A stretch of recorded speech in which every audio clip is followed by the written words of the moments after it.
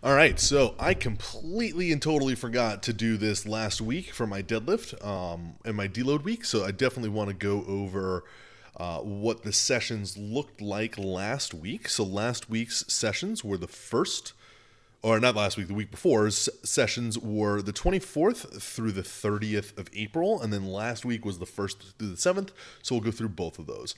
So, starting on the 25th, I was deloading, right? Now, one of the things that we're doing a little bit different, if you look at the way that this deload is done, there's going to be an intensity deload in the training, in the movement itself, and there's going to be a bit of an intensity deload in the lifts.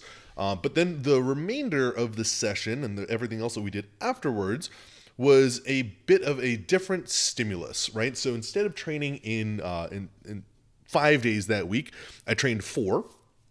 And instead of looking for like a hypertrophy or strength stimulus in my accessory work, we were looking for more of a systemic metabolic effect, which is going to help with recovery time between sets and between sessions.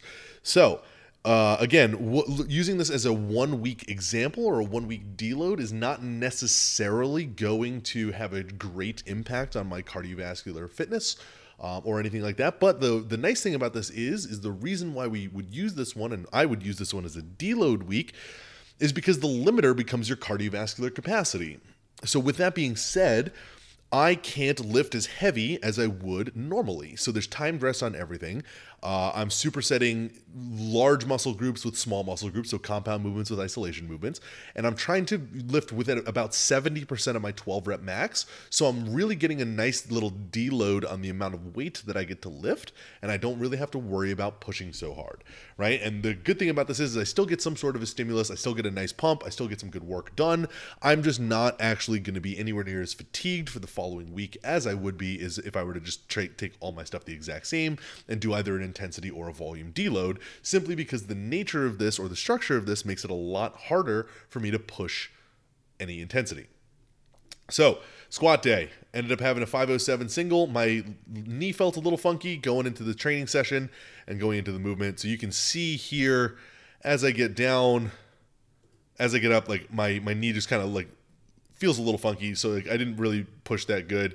And you can see kind of as soon as I get out of the hole, like I get stuck there, and you can see kind of what happens is like my knees immediately jut backwards, and I'm usually pretty good about keeping my knees a little bit more forward in a squat, but my knees immediately jut backwards as I'm going through the lift, right? So they get nice good forward translation here, and then immediately they just shoot backwards because my left knee and my right quad were just feeling a little funky, so I just wasn't really feeling like pushing too hard with them, and it just didn't really work so well.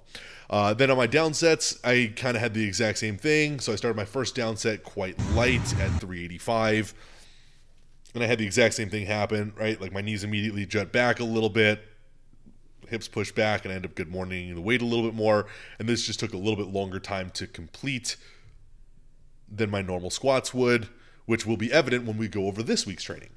And then again, I went up a little bit. I went to 429 for my second set of 3.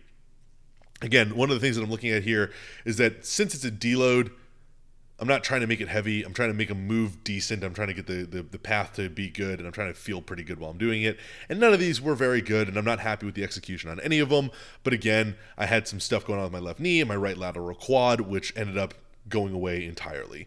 Then went on to incline dumbbell bench. I was doing 70s for sets of 8, 20s for sets of 10. This is in a superset, and there was no rest in between, so it's just incline dumbbell bench, lateral raises, back and forth, back and forth, back and forth for 4 rounds. Then it was an adductor-focused leg press and hammer curls, immediately back and forth with no rest in between. Then dips, low cable curls, and lateral raises as a triset with no rest in between. So all this ended up being quite hard and ended up being a lot less weight than I normally press or normally use, and it was a little bit more difficult. Next day, I had a single on bench. I worked up to 352, which was the heaviest I'd had in my hands for a little while. It felt really good. It was a very easy 352. And then I had some down sets on an ascending 4s up to 341. So I started off with 308. I adjusted my grip a little bit, and I moved my grip out about a quarter of an inch. So I put my pinkies on the rings now instead of my ring fingers on the rings now instead of my pinkies, and it feels a lot better, a little bit more technically sound, and just a little bit more effective of a movement. Then moved up to 319 for a set of 4.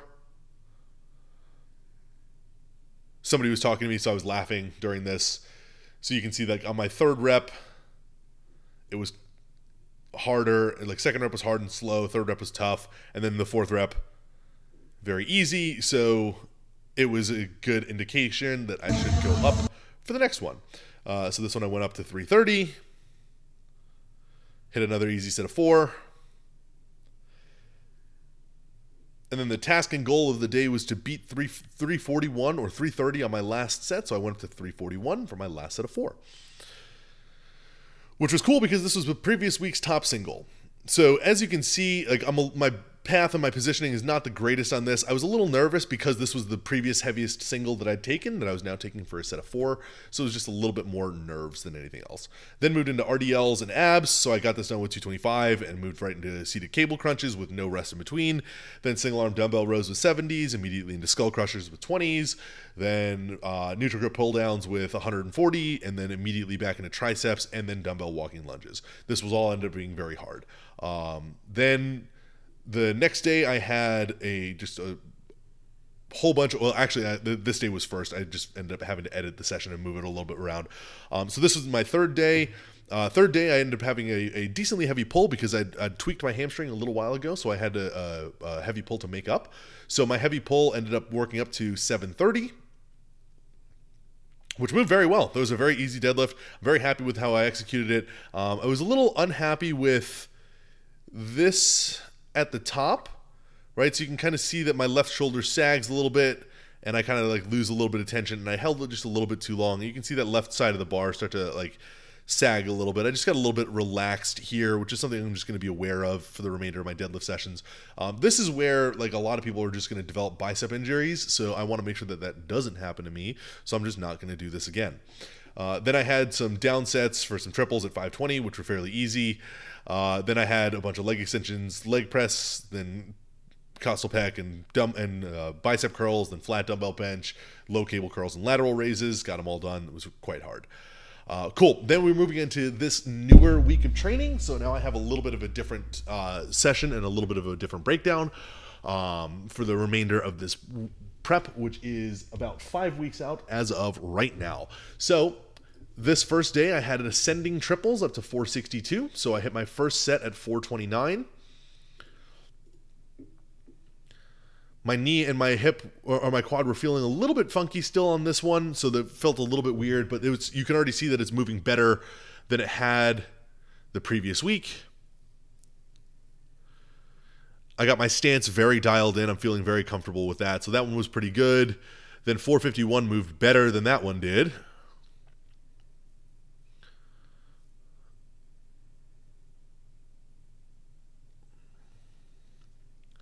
So 451 had moved better than 429. One of the things that I'm looking at doing is on a heavier squat week, I am going to be looking at doing a bit more of an ascending focus on my loads on my secondary day.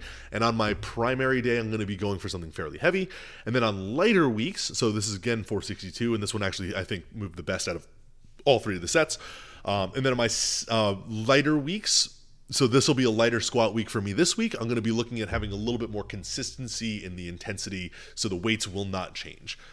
So again, I think this is the one that moved the best out of all 3 of the sets.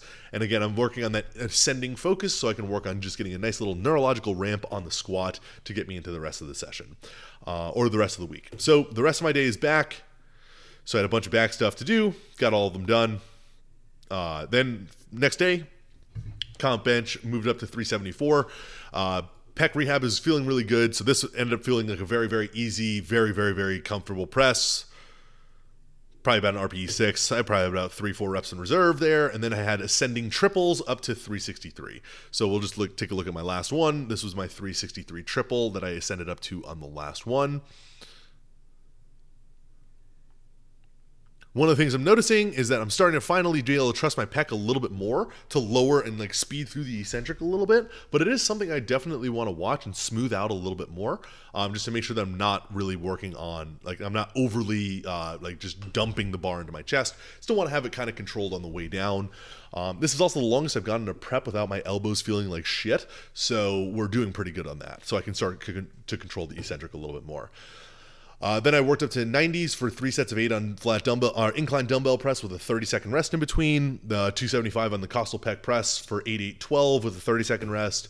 Some anterior delt shoulder raises with 12.5, or cable raises with no rest in between. Lateral head tricep extensions with 30 pounds per hand with no rest in between, and overhead extensions for 3 sets of 10 with 60 pounds with no rest in between. Then I had some comp squats.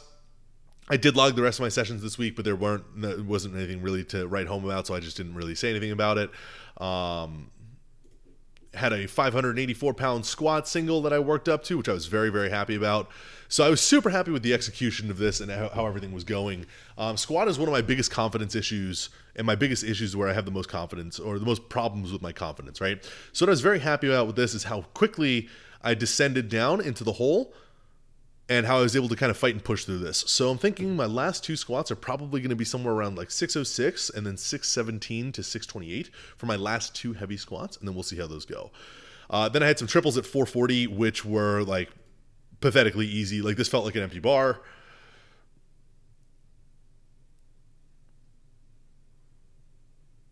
And then I had 1 more rep. These all felt very light and very easy. I was also having some photos done for the website that day, so there's a human taking photos of me here. Drea Gonza photo, if you guys need any photos done, she's great. But again, all of these reps ended up being very, very smooth and very, very easy, so I'm very happy with the execution of all of these lifts on this particular day. Then I had some leg extensions, 3 sets of 8 with a 20-second rest in between, then split squats with no rest in between, then abs, very hard. Then I had, say, a touch and go bench and some deadlifts, which went fine. Deadlift was a light week, so it wasn't really anything to write home about, and my touch and go bench was also not really anything to write home about. So that's it for these 2 weeks of training. I will be back on doing this every week. This coming week, I have light squats and heavy deadlifts and a heavy bench. So I'm going to be working up to a 402 bench and probably a 750 deadlift. So we'll see how that goes, and I'll talk to you guys soon.